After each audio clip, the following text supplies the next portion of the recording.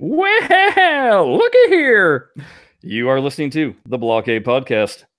Make that the BlahCade Pinball Podcast. I am your host, Chris Freebus, aka Shut Your Trap. Joining me as always, halfway across the world, Jared Morgan. Howdy how! I don't know, for some reason the drop target noise from Whirlwind was just sticking in my head as we've been absent for a little while here, folks. I think you've we might really have noticed. have. It yeah, wasn't. We haven't been doing very much stuff. It it's wasn't kind of been a little bit quiet. Yeah. It wasn't intentional, but in the meantime, there wasn't much going on in pinball, so it didn't feel like there was this dire urgency to get back to it. But I'll give you the quick synopsis of what transpired here.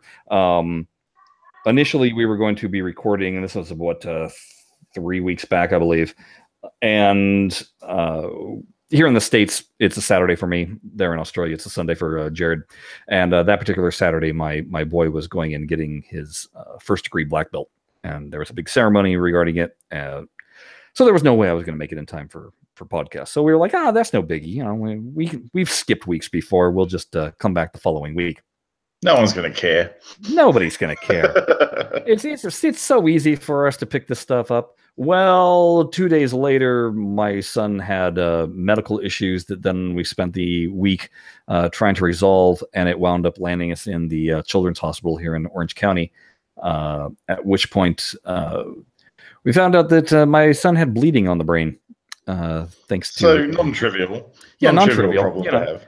Yeah, so we spent 6 days in the hospital with them running scans and tests, trying to figure out exactly what was going on, and finally came to the conclusion of what's going on.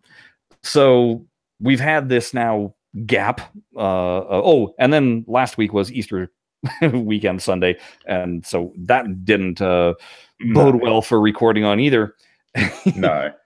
And that brings us up to this week. So this week, it was a fairly normal week, and able to kind of restart things. Like I had even abandoned doing the Table of the Week tournament on Zen.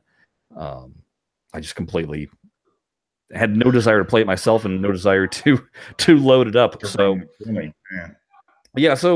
started that up again this week. Started doing some of these regular Facebook posts that I've been doing, which is favorite all-time albums that are still in your active rotation of albums that you actually listen to, which was kind of a fun thing to think about and figure out what you actively listen to of your albums.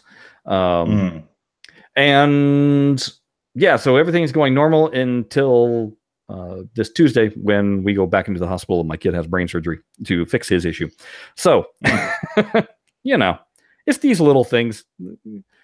Nothing major. Life happens. Yeah. Yeah. But that's where we've been. So life kind of got in the way. Yeah, it's kind of did. And you know what? In that whole off period of time, you'd think I would have made a lot more progress with the pinball, but I haven't really. But what I have done is I've frisket masked areas of the playfield. So I'm sort of really gearing up for it, right? I just got to spray the bloody thing out. Yeah. Yeah. Yeah, I saw that you laid it down, and I saw you did something that I never thought to do, which was the areas that you were going to leave down on the table. You took a black Sharpie and kind of drew squiggly lines over it. Yeah. I didn't do that, and I'm realizing that was rather smart of you and kind of silly of me, but well, it took me ages to work out that when you're actually measuring out the area you want to frisket mask, you do it on the frisket side and not the paper side, because of course mirror image. Yeah. When you flip it over, I did that a couple of times. I went, I have to do it on the frisket side, because otherwise it's back to front and I've just wasted this bit of frisket. But no, you don't really waste it. You just use it on the bit of the playfield, so it's not a big deal, but it's still like annoying, right? Well, the other thing that I did that, if worried to do it again, I would do completely different how I frisket. I was trying to be conservative with my frisket, and so just I'd cut out a section that was just a bit larger than what I actually needed, and then so that would be down. not realizing that once you've done frisketed all the areas, there's only little tiny gaps in between. And now I'm going to have to cover that up anyway, with butcher paper or something like that to deal with the overspray. It would have been so much easier to just do 2 long sheets of frisket all the way down the front of the play field with a seam in the middle, and then just cut away and be done with it.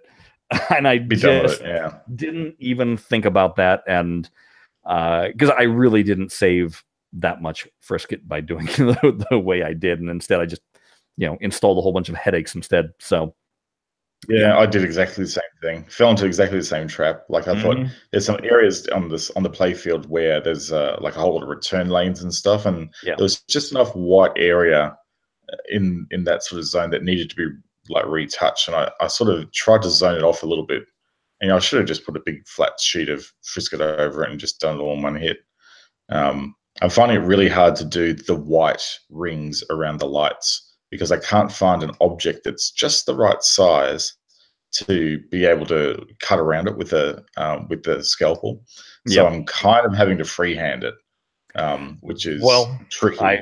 That's what I wound up doing on Firepower, where I initially was trying to use I have a clear ruler, and I was trying to do all the straight lines with the ruler, and I was using guiding the X-Acto knife along that. And as my buddy pointed out, he goes, the most important thing is to make sure you have an exceedingly sharp knife. And the reason for that is straight lines, no problem. When you start doing curves, a sharp knife makes all the difference in the world. Absolutely. Well, so I did a lot of the straight lines that way. And then when I had to go do the flames around the pop bumpers, well, there was nothing that, I was going to have to freehand it anyway. Well, I got quite good at freehanding that. And that gave me the confidence that then when it came time to do the numbers and the lettering, I just went, you know what? Screw it. Why am I... Because everything had a rounded tip. There was not flat lines. And it was harder to try and then make your lines parallel to each other because the ruler is unforgiving in that way, as opposed to if I was going freehand, I could make the corrections immediately. And it was just a matter of going exceedingly slow. No fast movements. And so it took time, but in the end, it wound up looking better because I could compare the lettering from when I did it with the ruler versus the other side of the table where I did it freehand. And I prefer the freehand. Right. So I got some challenges on Star Race where there's white text on black background.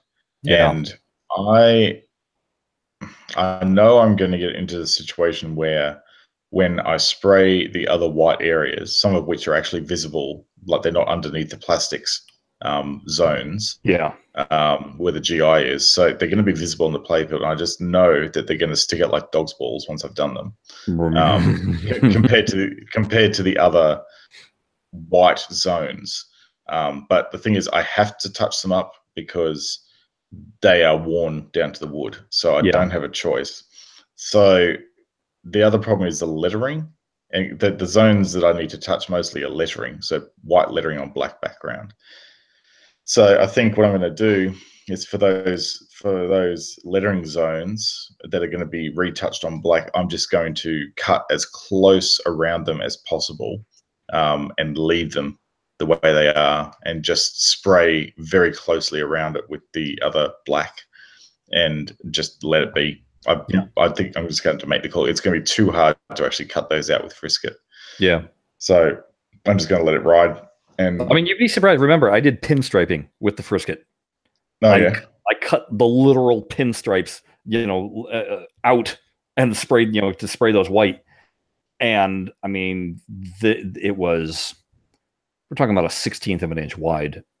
Wow, that's narrow. It's very narrow. And again, sharp knife, because otherwise it would pull the frisket off. But the sharp knife let the frisket stay and allowed me to do a nice straight cut. But that first pinstripe line that I was like, I'm going to try it. Oh man, I was sweating bullets, but it worked. And, you realize with how these tables were painted with the silk screening that the silk screening was far from perfect. No, it wasn't. Like all the lettering on Star Race, it looks like bubble writing. It's not sharp. Yeah. It's actually quite rough, actually. So I wound up, there was a couple of pinstripes that they went so narrow that they almost disappeared into the black and then would reemerge. And when I got done with it, it was all one uniform pinstripe. So I was actually able to make a few corrections to the initial look that the silk screen didn't do a good job of. Yeah. I did do one correction that I realized purists are probably going to hate me for, but you know the big red lasers on firepower that shoot into the planet. Yes. So if you look at it, there's this weird thing that they do where they widen out and then all of a sudden it's a straight line in and then they widen out again. And it drove me bonkers that it wasn't just one uniform straight laser. And initially, whoever had done their touch-up paint job had kind of butchered one of them. And so I said, with this, I went, you know what? Screw it. I'm going to make it the way that I think it should be. So I made it one uniform laser, and so it doesn't do this weird, goes wide and then narrows again and then goes, wide once more. It's now just wide at the top and goes all the way to a narrow pinpoint. And so obviously anybody that looks at mine after I'm done is going to go, hey, that's not original. That's not original, but you know what? It makes me happier because it was driving me bonkers. It's the same thing that drives me bonkers if you look at Firepower 2. It looks like the lower portion of the playfield has gotten worn off. It has massive table wear. The paint job just kind of crumbles almost, and there's black, and it's weird. That's how Williams designed it. And I hate it because it looks like it's been worn. Yeah, it looks cactus. Yeah. So yeah, I don't know. I think it's tricky sometimes. Like you want to try and do the best restoration you can on the playfield, but at the same time, like you could just go crazy with this, and it would take you months to do it, right? Yeah. I don't really have the interest to do a full-on restoration quality. I'm going to fix the really bad bits on it that stick out terribly. Yep. And there's going to be some bits that, because of the area of the playfield they're in, I probably won't even attempt to touch up because they're just really bad. Yeah. But the things I want to do is at least get the numbers back in because they're quite worn off. The lettering in some places is also worn off. I don't know if I'll be able to actually, they're that bad that I don't even have something to go by in the area. So I can't even trace over it and then have a go. So there's some parts that are just unrecoverable, and I might try my hand at doing it. But I don't think I'm going to have much success. Yeah.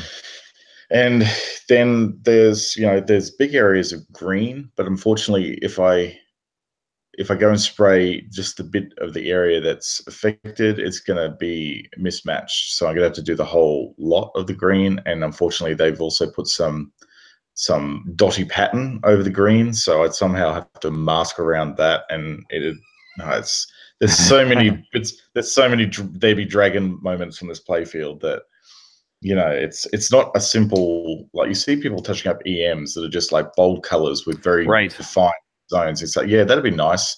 Can you have you realize that that's what we should have started on.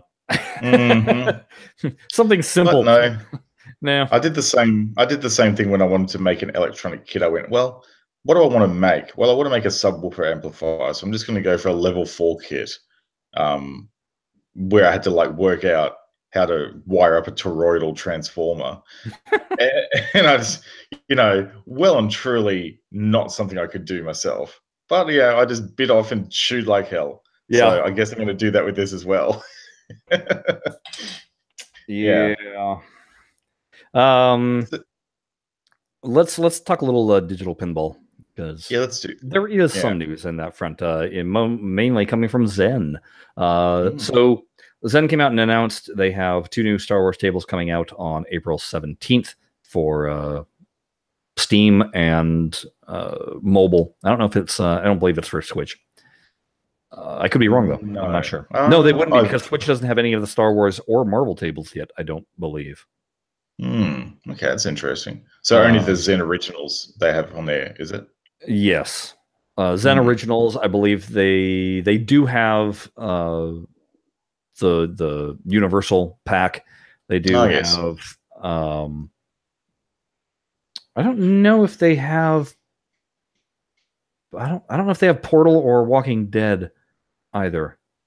I just know they don't have the Star Wars and the Marvel packs yet for Switch.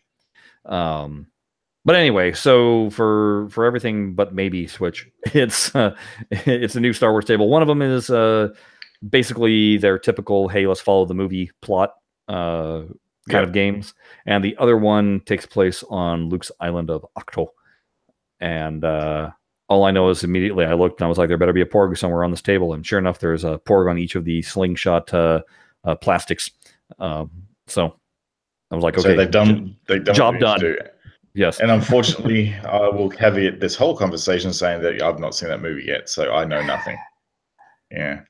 But I did notice that that's actually out to buy on Google Play. So that means in a month's time, it will be out to rent, which means I'll go and just rent it, and then I'll catch up. And then I'll be able to understand what the hell I'm doing on the pinball table. Right. Yeah. So there's that bit of news from Zen, and then the other news from them is they are coming out on the Switch with the Bethesda pack, and that is also happening this month. Yeah, and that's a good pack, the Bethesda pack. Like there's some pretty interesting tables in there. I've been mucking around with Zen. I've got through work gave me a new tablet, and it's a Galaxy Tab S3. Which is like a big 9.7-inch 4x3 orientation Android tablet. And I'd managed to find a Bluetooth controller that would work with it. So I've got not touch controls for pinball, and it's quite pleasurable to play because the display is an OLED display. So all the colors are really nicely saturated and really nicely presented and crisp and fast. And it actually looks better than the Shield tablet. The tablet itself doesn't quite have the performance of the Shield tablet, but it still does a good job. So I'm kind of happy to be playing it on it. Yeah, that Bethesda pack, it's I've never played any of the games that are in it, so Doom, Fallout, and Skyrim. So I'm a little bit lost regarding some of, when they do a call out. I'm like, but I don't know what that object is that you're calling out. Yeah. So there's a little bit of a learning curve there for me, but we did Fallout, I think, in one of our Table of the Weeks, and so I was able to learn a few things about that. And it's a pretty interesting table, and I'll say the same thing with Doom. It's rather interesting also. Really good lighting packages on all those. It's basically, if you look at Zen, all the packs that they've put out since the Alien pack, to me that's been kind of a new starting point for them, you might say. There's all the tables that were pre-Alien, and then there's all the tables that have been post-Alien, and everything that's been post-Alien has been really top-notch. They've really focused better on the rules. They've seemed to have listened to people's like ours complaints about the DMD displays and giving you information you can't possibly read because there's a pinball bouncing around. They've gotten much more adept at making the tables feel like real pinball in terms of the bounciness of the rubber, and just basically your shot selection, flow of the tables. So a lot of them really do feel so nice to shoot. Like you're flipping around, you're going, this is just really quite like pinball. Yeah, and it just feels great. So I guess for me, you would call this, to me, it's the third generation of their tables. First generation being not only all those, but we're talking through V12, Tesla, Shaman, Epic Quest. Some of the probably up to Epic Quest. A lot of the early Marvel tables and the first generation of Star Wars tables, and then all of a sudden they flipped switch. And I think it was with a lot of their Marvel tables, and it was probably somewhere around the time of like Infinity Gauntlet, Mhm. that or Fear itself, that all of a sudden was like, hey, then you guys are you're This kind is of different. you're getting onto something. And there was kind of a hit and miss still going on, where one of the table packs would be, one of the tables in there would be kind of like dodgy still, but the other one would be like, no, but I really like, this one going forward. And I that remember us having this discussion, like with all the Star Wars tables, like, oh yeah, old designer doing this one, right, and new designer doing this one. Yeah, the Graffle. I think the Graffle, Mr. Graffle, is one of the guys who was slow to go with the bouncy physics. yeah. Yeah. And they really started hitting their stride with like the South Park table, and stuff like that. And they were kind of on a roll of a certain baseline of quality. It was better than that original stuff that they were doing. So that was kind of the second generation. Like I said, third generation of what they've been doing and how they understand pinball, I say, starts with the Alien Pack and moves forward. And obviously everything that they've been putting out for Pinball FX 3, it has been really, really well thought out and good. I've really rather enjoyed them. I mean, even though the Jaws table is a little hard for me to get into, there's still some quality, good stuff on there, and at least the lighting is cool. Yeah, the lighting is actually really cool. Even on mobile, it looks really good. I was surprised actually playing. What was it? It was Hercules, or whatever it is. That was a really good one. Table. That's got some lighting on it that really surprises me on mobile. Like it's fun. It's a lot of nice flow on that table. Yeah, it's just a good one to shoot. I'm really quite a big fan of it. I like it. And Zen used to do these bizarre flipper placements and ramps that you had no clue where the ball was being diverted to.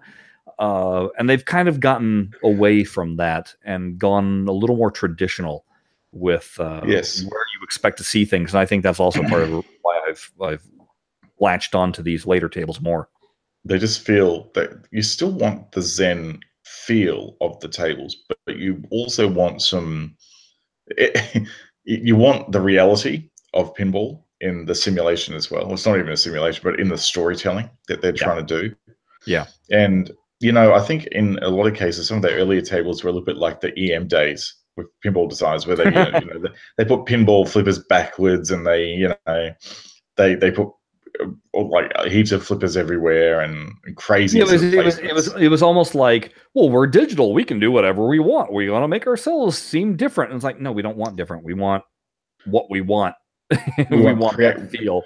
We don't want different. We want creative. Yeah, there's a difference. Yeah, exactly. But they've even gotten better about their artwork on the tables, because I remember trying to play. I believe it was Ninja Gaiden, and the entire table is red. And red, to begin with, is a very difficult color for your eyes to resolve. Yes, it is. Even in reality, it's difficult. But it was so much a wash of red that the whole table just kind of looked flat, and it just looked nasty. But then they went the other direction when they started doing, if you look at like Shaman or El Dorado, it's so busy that you can't tell what the hell is going on either. You can't tell what is three-dimensional, raised from the playfield, and what is flat to the playfield, because they would purposely make the plastic that was on the raised portion blend in perfectly with the background of the table itself. Yes. So if you look at, though, Back to the Future, it's like, you nailed it. You understand what is. You don't need so much artwork. And if you've ever seen a stripped playfield of a 90s era Williams table, you'll see just how little actual artwork is on these things. It's quite shocking. They're designed to be pared back so your eye can process it. Yeah. And you'll notice that if you take a look at those 90s designs, you'll see that the areas where a lot of fastball action happens is very low on art. So in the loops and all the fast moving areas of the playfield, there's really not a lot going on. Because of that reason, your eye actually needs to track the ball and not the art. Yeah. So yeah, it's very interesting when you look into this sort of thing, and you can see it in the way the tables are actually designed with Zen now, that they've really dialed the colors back, but still made the art present. Yeah. And it's much better balanced now. So yeah, they really do have how to represent a original theme digital pinball product in the games that they offer. We were discussing, just me and you texting back and forth about whether they would do a Black Panther table. Yeah. And it's one of those things where they've yet to do Black Panther on any of their tables. Obviously, the movie is now Marvel's #1 movie that they've ever made. It surpassed even Avengers. And so, I mean, it's huge. It would make perfect sense for Zen to do this. The question is, are they really going to do just one standalone table? They don't usually do that. They usually pair it with another table. Well, if you look at the slate of movies that are coming out, which you would a lot of times Zen has kind of paired somewhat with either something that's coming out or has just recently come out, but they've already got an Avengers table. They've already got an Infinity War table. So that's 2 tables in one movie that they don't need to redo. They've already got an Ant-Man table, and that's the other movie that's coming out this summer. I'm trying to think of what other things that. Oh, Deadpool's the other movie that's coming out this summer. They've already got a Deadpool table, so they do, yeah. It's kind of like, oh well, what would be the next thing that you would pair it and kind of put out? Because Zen has been writing this weird line where they're still very much following the comic books, but if you look at the artwork on the Ant-Man table, it's clearly modeled after the movie. And the voice work, they clearly try to get somebody that sounded like Michael Douglas. So they're taking cues from the movies, but not being revolving around the movie. They're revolving still around the comic world. So I don't know. It's one of those things where it's like, God, I can't believe that they don't have a Black Panther table, but what would they put with it? Yeah, it'd be hard to get. They have to do like a Star Wars my own creation table, like they've done with the Last Jedi pack. A spin-off one, like focus on an area of the pinball or area of the movie that perhaps is maybe the best bit, or and then focus on stuff around that. Right. So they have to make a game within a game, essentially, if you know what I mean. Like they focus on. They focus on. Like it might be Star Wars table where it was a Sith versus Jedi, which wasn't based on any table whatsoever. Any movie whatsoever. But hey, we got these properties. Let's blend them together and create our own. It'd have to be a theme. So a theme from Black Panther. Like maybe, I don't know.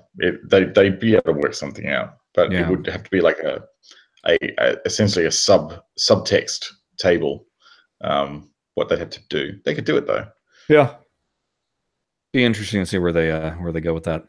Other digital pinball. So I've been playing this app that Farsighted put out called Pinball Tournaments.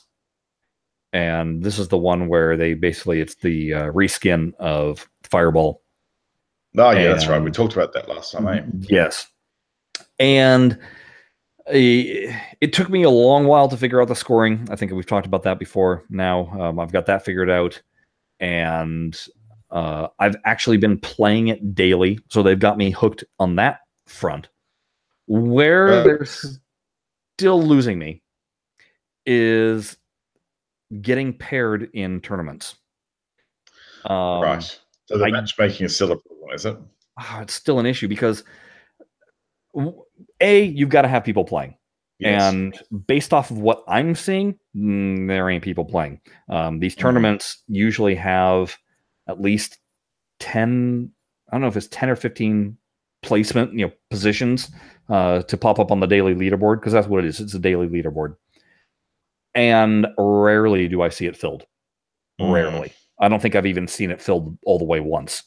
So clearly there's not enough people playing it. But then also there's the issue that I've probably played too well and have put myself into a category where there's literally one other person that I get paired with to play against. And that person is being a jerk. Because if you lose a match to a person, you can challenge them to a rematch. Also, if you can play tables where you're not playing against anybody and basically banks your score, and then the next person that comes in and wants to play at that particular they call it Z. That's kind of their virtual currency that you earn. And so there's the 2Z level, the 10Z level, and the 50Z level. So if I have a couple of 2Z levels waiting for a player, the first person that comes in that is matched at my level, well, they're going to be having to play against the tables that I've already, or the scores that I've already posted. Okay. Well, I've got a laundry list of scores posted in all three areas, and I'm not getting paired with anybody. Meanwhile, I look at the leaderboard, and people are above me. That's weird. It's very weird, and because they've been playing against other players, and they're scoring Z based off their scores with that. So I've only got this one person that I'm playing against, and basically what he'll do is we'll play like a 50Z match, and if he wins, he will not play anymore that day. Right. And I now have no way of catching up to him, because that's the only person that I'm paired with. Right, that's really crap. That's not fun at all. No, I've tried to, like, there was one time where he lost a couple of matches to me, so I was way up on the point total, and he challenged me to rematches. I went, sure, let's do it. And so I played the rematches, and fortunately I won, so I still schooled him. And so I figured that, okay, now when the coin is flipped, he'll do the same. He'll just be like, yeah, sure, it's fun to play. Nope, he's just purely going for the absolute win. And the thing is like, some days the leaderboard win total is worth a whopping 4Z, maybe 2Z. I mean, it'll be this stupid dumb number that is like so inconsequential it doesn't even matter. But then now and then, like today and yesterday, top score is worth 250Z. Jeez, so that's huge. Yeah, that's a nice windfall. And this person's not playing against me. And for the scoring today, they're not playing against me at all. And so I'm not even on the leaderboard. Because there's nobody to play against. It feels like you're in jail. Yeah. And it's just one of those things where it's like, guys, you've got me playing daily. I'm checking it daily. I want to play. I really do. But the fun is not there because of the matchmaking. Yeah, the matchmaking is just too limited. Yeah. And then this is actually what my fear was when we were in beta, and when I initially talked to Norman. He is the one that told me about this thing going in, and he was asking what issues I think that, would people be wanting to play or whatever. And I told him, I said, if you don't have the numbers of people playing, it's not going to be the least bit of fun. He's like, I think people will show. I think people will show. But the problem was right off the bat, the game was so confusing in terms of that scoring issue, because it was nowhere plainly clearly explained, that I think you lost a lot of people just that were casually trying to even play this thing. Yeah. And now you've got the matchmaking issue that just makes it not fun either. So, yep. What are you going to do? No, there's nothing you can do. Nothing you can do. All I can do is highlight the issues that are there. Yeah, and it would also be nice. It would be also nice because this is the only table I've pretty much mastered. This table. Yeah, it's kind of getting a bit old now, right? Well, it would be nice if there was another table to rotate between, or 3 tables to rotate between, so that it's like, oh, what are we playing today? Oh, okay, cool. But I'm sure to a lot of people, they're like, oh my God, I hate this table. Why would I want to continue? Done. I'm done with this. I don't want to play it anymore. So therefore, Yeah. maybe that's what old mate's problem is, that you're going to get. No, I'm done with this. I don't want to play it anymore. Could be. So it may not be. It may not be he's avoiding you. It may be I'm just really not interested in doing. Oh this no, anymore. he's clearly avoiding me because all right. because he's still playing. He's still actively playing. All right. I think it's just whenever I ask for a rematch that's when he's avoiding me. Yeah, he goes, no, you're too good. So my counter to that has been to just make sure that there's enough of my games in the queue so that he has to get through my scores. Yeah. Eventually, he has to hit one of your scores. Yeah. Yes. Yeah. But again, that's where you come into the issue of once you hit 50,000 points in this, you're done. You can't play anymore. And it just does a quick total of how many balls did you have left and what was the time left on your counter. That creates your bonus score. Boom, here's your score. So most of my scores are between 82,000 and 94,000 points. Right. Well, so I can finish with, an 88,000 point and be like, okay, that's cool. But then all of a sudden this other guy scores 92,000 and I've lost. Yeah. But I had plenty of more time to play. I had plenty more balls to play with. So the capping issue also is what kind of sucks. Yeah, that's because it's a bit of a coin toss as to what's going to happen in the end. You're like, I have really rocking scores, but if that person happens to have a better rocking score, what are you going to do? So really, it all comes down to the bonus that you get at the end. It seems, because it entirely comes down to the bonus. See, the only clue that you have regarding what you're up against. So if a score has already been posted, right at the beginning of the game, before you even plunge the ball, if you look at the score, it'll show, it'll say like 1 ball, 48 seconds. And so what you realize is this person only lost or was still playing on their first ball. And when they hit their 50,000 point cap, there was, 72 seconds left on the table. So you have kind of a goal to go for, but you don't know what their actual score was. If you see, again, the goal itself is really abstract. Like it doesn't. The fact you have to work it out. Yeah, it doesn't. It's just like another layer. It's not inviting. It's not inviting. No. It really no. and the fact that I haven't heard peep one out of Farsight since they put this out, I mean, 0. And I've made comments on the message board about it, and the only thing that I got a comment of was, oh yeah, we know about the score cap being an issue. That's it. That's all I've heard. Right. It feels, I hate to say it, it's shovelware. It's vaporware. Yeah. It's just there, something unsupported. Another experiment that's deemed not to be something they want to continue, but unfortunately they don't take it down after they've experimented. Yeah.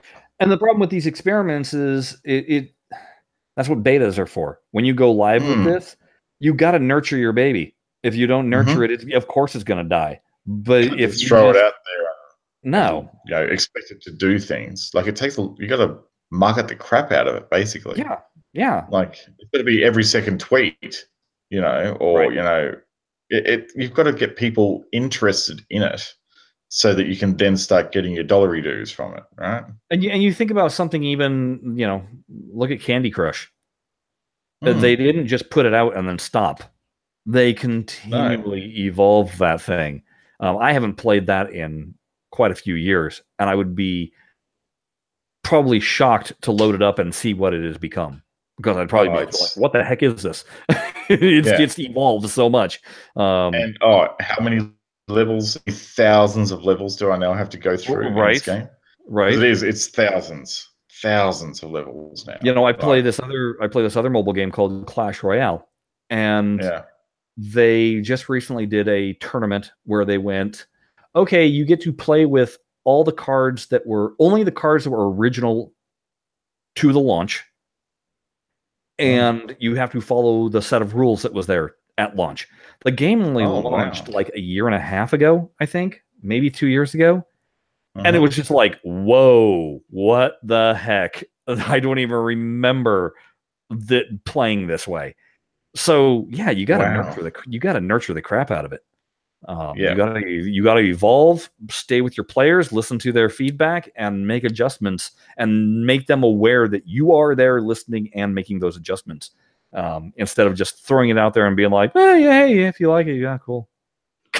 And unfortunately, this is classic product management 101. You release it, you measure, you iterate, you release, you measure, you iterate, and you keep on doing that until no one cares anymore.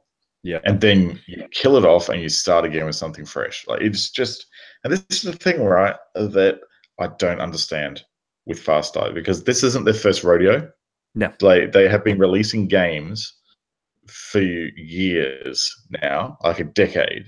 So this pattern should be ingrained, and it should be something they can just do without even thinking. But they don't, and they just don't really seem to do it. Well, it seems like So they're still operating on an old model yes, of game design rather than realizing that if you're going to enter the mobile market, you got to be at the forefront. Otherwise, you're just going to get washed in the tide. yeah. So, yeah. Speaking of changes, the pinball league that I've neglected to be in because of my knee for Yeah. at least 6 months. I think it's been actually almost 7 or 8 months since I last played. They are restarting their season tomorrow, and they've got a whole new set of rules. And I'm actually going to go check it out for the first time because it's really local to me, so I won't be gone from the house for very long. But I'm very curious to see what the rule changes, because basically what they've done with these rule changes, no longer will they be earning points for international pinball tournament scoring. Yeah, waffle point. Yeah, those are gone completely.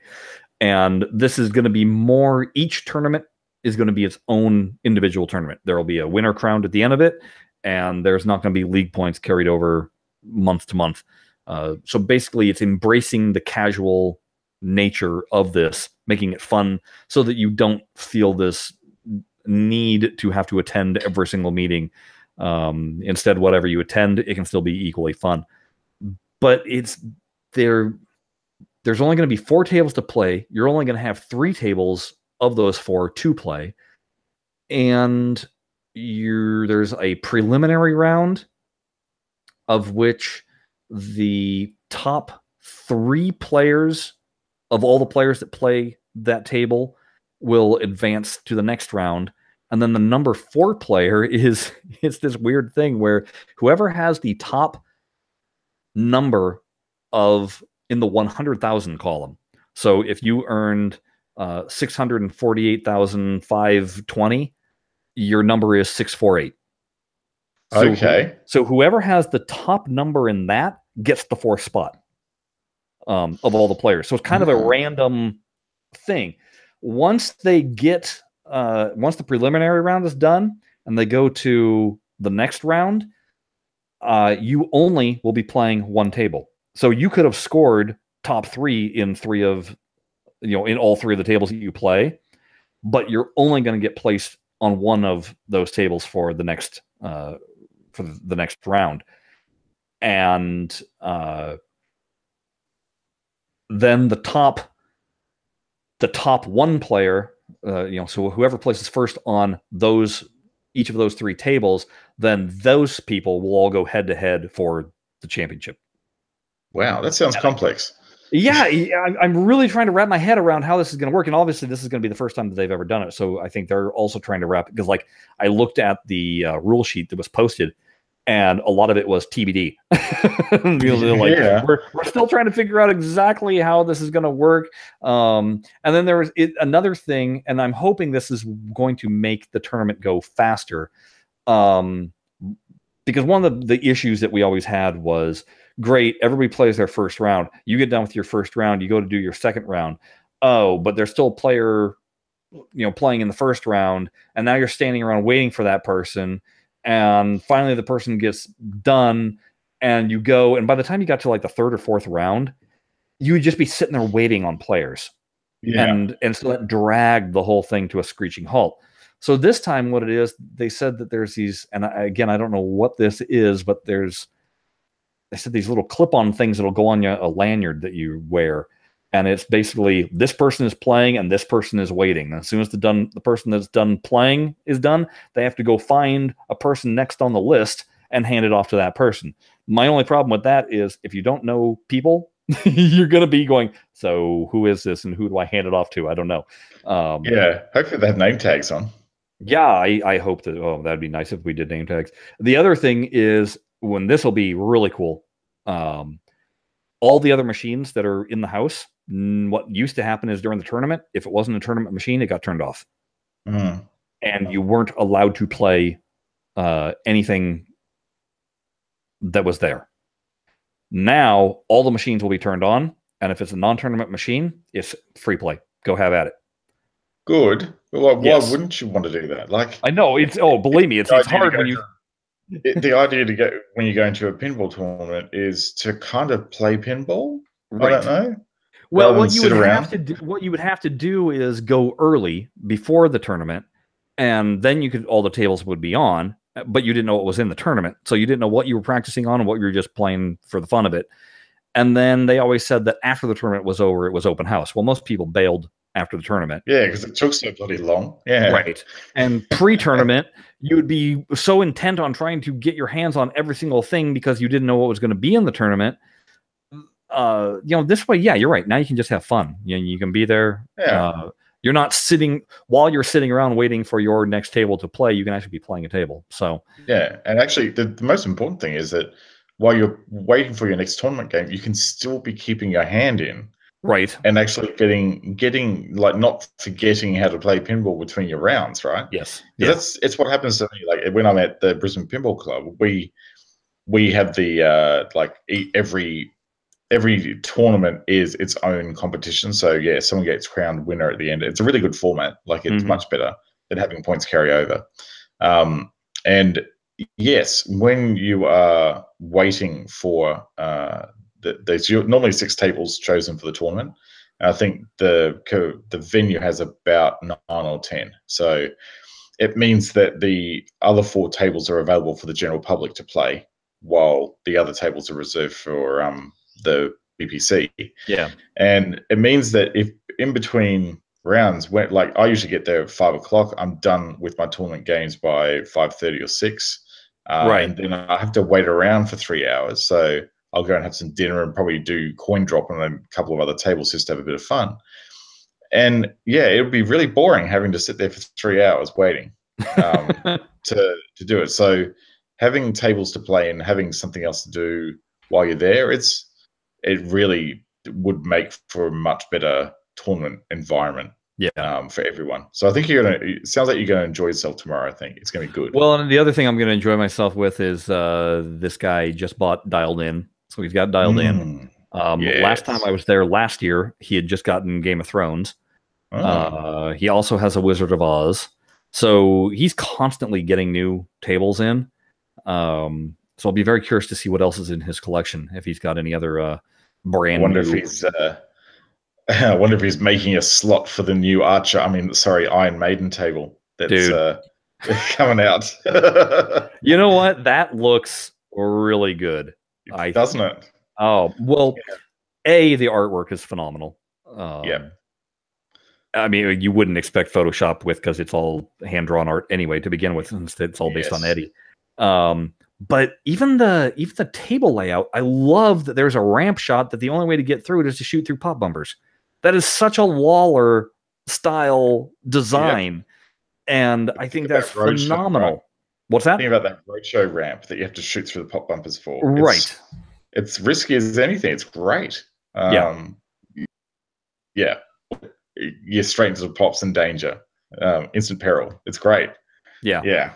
It's going to be I think this would be one that I think you would absolutely spring the extra money for the premium for. Well, but here's the thing. When I looked at the difference between the premium and the pro, like, hey, look, the Pro has spinners. Um, Yes. the only thing that seems to be there, I guess there's one ball lock mechanism, and I don't know Yeah. if The it's mummy like lock. right. I haven't seen a picture of it yet to compare. So I don't know if it's kind of like on the Metallica table where you have the hammer that slammed down. But everything else just seemed to be decorative in terms of what the added price is. It has no effect on the actual gameplay or scoring. So that excites me too, where it's like, hey, maybe the Pro version, is better. That being said, they raised the price on the Pro. So Yeah. Well, the Pro, it actually has things like spinners, and it has drop targets as yes, well, which is up until quite recently on Stearns was like, yeah, you get stand-up targets, and you'd be thankful for it. yeah, You even get those shots to make in the game on Pro. But I think with this one, I think the way Keith Elwin designed this table was such that they really couldn't remove much stuff off it because it would just change too much yeah. of the gameplay.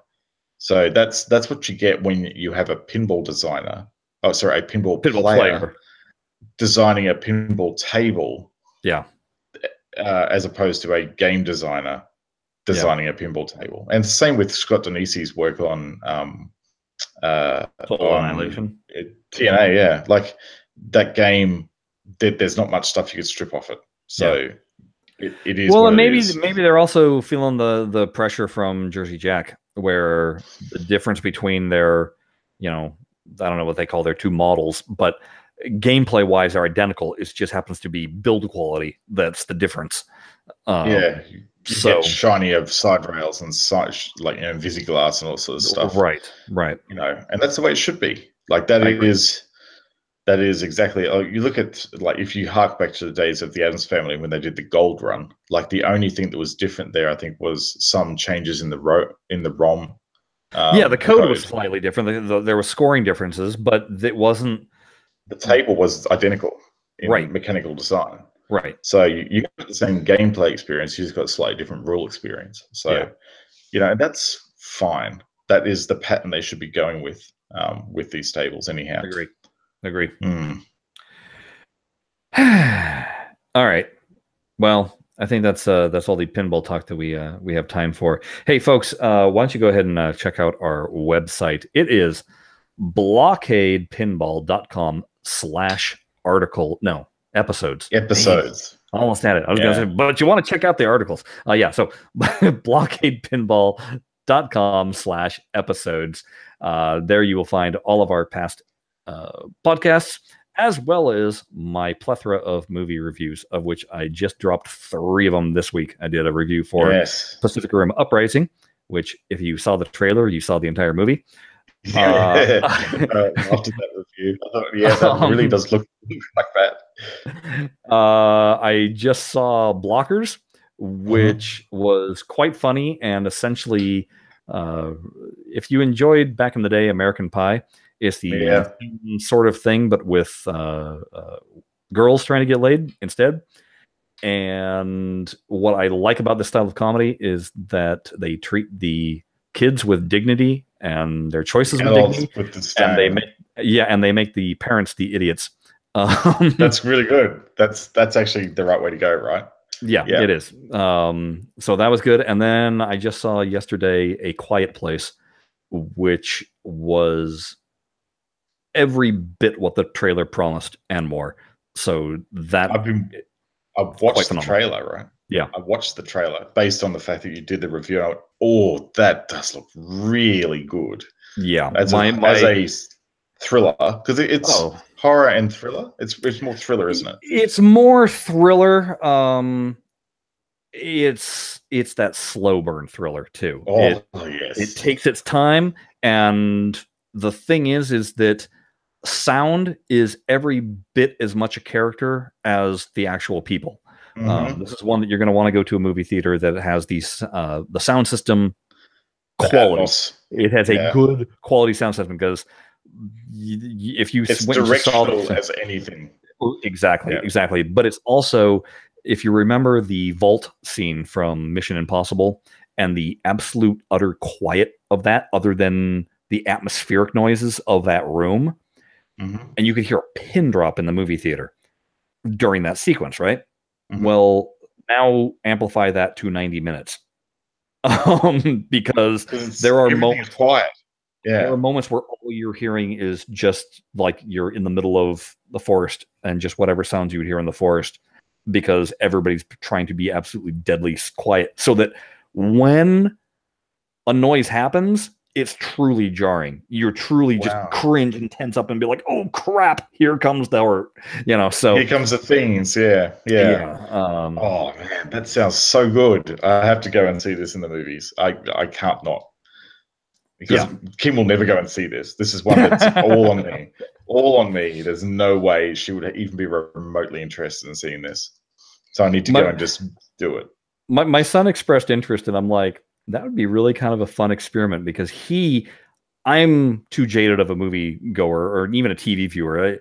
When I say slow burn, a lot of this is, if you're a regular watcher of The Walking Dead is not the least bit scary to you. It makes you cringe and it makes you go, oh man, but you're not being like, oh my God, zombie, and so that's kind of the same. There's that overwhelming sense of dread and everything, but I know how to handle that. I'm not going to be watching through fingers. Whereas if I took my boy, who's never experienced anything like that, he very well might be looking through fingers. So that'd be probably will be for weeks. It would be a lot more. Believe me, it would be a lot more fun for me than it would be for him. Yes. Yeah.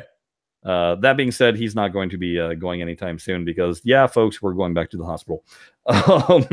Yes. So hopefully we'll be out of the hospital and we'll be able to do another podcast next week. Hopefully. But if not, well, you guys get to wait another week. Ration this one out, and we'll see you when we see you. Absolutely. And as always, why don't you check out our Twitter feeds? The show is at BlahCade. Jared is at Jared Morgs, and I am at Shut Your Trap. And if you follow those, then you'll be aware of when our podcasts drop, as well as when tournaments in Zen are posted, as well as whenever we post anything onto the website. All right. Well, with that, thanks for putting up with the gaps in weeks between podcasts, and thanks for continuing to listen. Yes. Bye-bye. Bye-bye. Bye-bye.